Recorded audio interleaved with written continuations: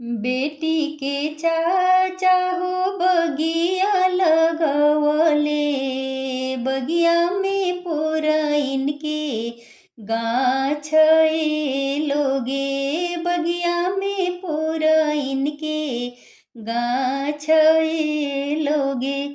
बेटी के भैया हो बगिया लगवले, बगिया में पुरैन के गाछ लोगे, बगिया में पुरैन के गाछ लोगे।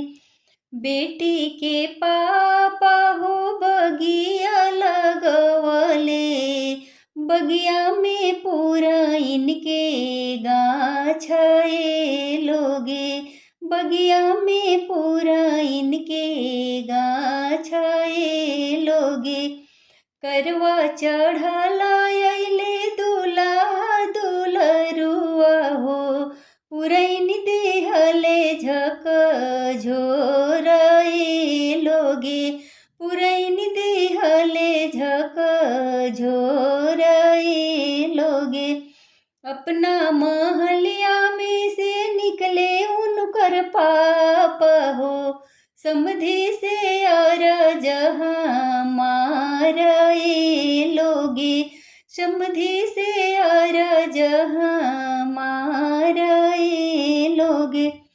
बरजी ना समधि जी अपनी दुल्हरुआ हो, पुरैन देहले झकझोर लोगे, पुरैन देहले झकझोर लोगे।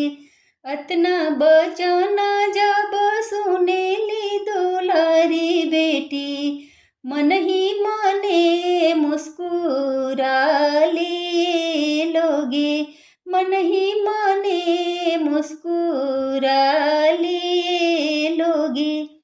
लड़का जे रहे ते बरिजा बोलू देती हो, लड़का